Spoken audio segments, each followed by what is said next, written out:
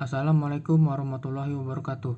Nama saya Aurelio Muhammad Tatala dari kelas 11 MIPA 5 absen 3. Ingin mempresentasikan bab muamalah tentang jual beli dan khiyar. Pengertian jual beli. Pengertian jual beli menurut istilah syara adalah suatu perjanjian tukar-menukar benda atau barang yang mempunyai nilai secara ridha di antara kedua belah pihak. Yang satu menerima benda atau barang yang dijual dan yang satu menerima barang atau uang yang bernilai sepadan dengan barang yang dijual. Beberapa ulama berpendapat mengenai pengertian jual beli. Salah satunya adalah Imam Nawawi. Dalam kitabnya Al-Majmu', kitab tersebut menjelaskan bahwa jual beli adalah pertukaran harta dan dengan harta untuk kepemilikan. Ibnu Qudamah dalam kitabnya Al-Mughni mengatakan bahwa jual beli adalah pertukaran harta dengan harta untuk saling memiliki. Sedangkan menurut Sulaiman Rasjid, jual beli adalah menukar suatu barang dengan barang yang lain dengan cara tertentu, akad. Dalil jual beli. Tentang dalil yang digunakan sebagai landasan jual beli dapat kita lihat dalam Al-Quran surat Al-Baqarah ayat 275, yang artinya, orang-orang yang memakan riba tidak dapat berdiri melainkan seperti berdirinya orang yang kemasukan setan karena gila. Yang demikian itu karena mereka berkata bahwa jual beli sama dengan riba. Padahal Allah telah menghalalkan jual beli dan mengharamkan riba. Barang siapa mendapat peringatan dari Tuhannya, lalu dia berhenti, maka apa yang telah diperolehnya dahulu menjadi miliknya dan urusannya terserah kepada Allah. Barang siapa mengulangi, maka mereka itu penghuni neraka. Mereka kekal di dalamnya.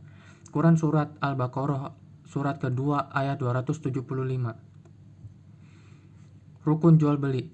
Rukun jual beli adalah hal-hal yang wajib ada saat melakukan jual beli. Adapun rukun jual beli sebagaimana yang disepakati ulama ada 4. Berikut penjelasannya. 1. Penjual, bai, yaitu pihak yang dikenai tuntutan untuk menjual. 2. Pemberi, musyitari, yaitu pihak yang membeli. Penjual dan pembeli harus memenuhi syarat berikut. Yang pertama, berakal. Orang dengan gangguan kejiwaan tidak sah jual belinya. Yang kedua, atas kehendak sendiri, bukan karena terpaksa. Yang ketiga, tidak boros. Harta orang yang boros itu di tangan walinya. Yang keempat, balik. Anak-anak yang sudah mengerti boleh melakukan jual beli yang sederhana. 3. Barang, ma'qud alaih, yaitu sesuatu yang menjadi objek transaksi. Ma'qud alaih disyaratkan sebagai berikut. Yang pertama, halal dan suci. Haram menjual arak dan bangkai. Begitu juga babi dan berhala, termasuk lemak bangkai tersebut. Yang kedua, bermanfaat. Membeli barang-barang yang tidak bermanfaat sama dengan menyia-nyiakan harta atau pemboros. Yang ketiga, keadaan barang dapat diserah terimakan. Tidak sah menjual barang yang tidak dapat diserah terimakan. Contohnya menjual ikan di laut atau barang yang sedang dijadikan jaminan, sebab semua itu mengandung tipu daya. Yang keempat, keadaan barang diketahui oleh penjual dan pembeli. Sifat, ukuran, jumlah maupun bentuknya dapat dilihat oleh kedua belah pihak. Tidak sah jual beli apabila keadaan barang hanya diketahui salah satu pihak. Yang kelima, milik sendiri atau yang diwakilinya. Sesuai sabda Rasulullah SAW yang artinya, tak sah jual beli melainkan atas barang yang dimiliki. Hadis riwayat Abu Daud dan At-Tirmizi. Yang keempat, sigat, ijab dan kabul, yaitu transaksi yang dilakukan oleh kedua belah pihak. Artinya pernyataan penjual barang, sedangkan kabul adalah perkataan pembeli barang. Pernyataan penjual, saya jual barang ini dengan harga sekian. Pembeli menjawab, baiklah saya beli. Dengan demikian, jual beli berlangsung suka sama suka. Rasulullah SAW bersabda, yang artinya sesungguhnya jual beli itu hanya sah jika suka sama suka. Hadis riwayat Ibnu Hibban. Macam-macam jual beli. Jual beli dapat dibagi menjadi berbagai macam bentuk, yaitu yang pertama, jual beli yang sah. Jual beli ini merupakan transaksi yang sah karena memenuhi rukun dan syarat jual beli sesuai syariat Islam. Yang kedua, jual beli terlarang. Jual beli terlarang adalah transaksi jual yang rukun dan syaratnya tidak terpenuhi. Dengan begitu, maka transaksi dinilai tidak sah. Berbagai bentuk transaksi jual beli terlarang ini adalah 1. Jual beli sistem ijon. Jual beli ijon yaitu jual beli hasil tanaman yang masih belum tampak nyata buah atau panennya. Misalnya jual beli padi, buah-buahan, atau bunga yang masih muda dan belum tentu bisa dirasakan panennya. 2. Jual beli barang haram. Jual beli ini memiliki objek transaksi yang dilarang dalam Islam seperti darah, bangkai, daging babi, dan sebagainya. 3. Jual beli sperma hewan. Jual beli sperma dilarang dalam Islam karena sperma tidak bisa diketahui kadar dan tidak diterima bentuknya. 4. Jual beli anak binatang di perut induknya. Anak binatang yang belum lahir tidak boleh ditransaksikan. Hal ini disebabkan tidak ada kepastian apakah anak tersebut lahir dalam keadaan hidup atau justru mati. 5. Jual beli barang belum sepenuhnya dimiliki. Barang-barang yang belum sepenuhnya dimiliki penjual tidak boleh ditransaksikan. Oleh sebab itu, pastikan barang yang dijual sudah dimiliki penuh saat ditransaksikan. Yang keenam, jual beli yang tidak pasti, gharar. Jual beli gharar mengandalkan spekulasi. Dengan begitu, pihak yang bertransaksi hanya bisa menebak kemungkinan hasil dari transaksi, misalnya yaitu jual beli buah-buahan sebelum nyata kemunculannya. Yang ketiga, jual beli yang sah namun terlarang menurut agama. Dalam Islam juga terdapat jual beli yang sah memenuhi rukun dan syaratnya, namun tidak diperbolehkan sesuai syariat. Jenis jual beli ini terdiri dari 1. Jual beli ketika dilangsungkan khutbah dalam sholat Jumat. Larangan ini terutama diperuntukkan bagi laki-laki muslim yang seharusnya ikut sholat Jumat ketimbang berdagang. Larangan tersebut merujuk pada surat Al-Jumu'ah ayat 9.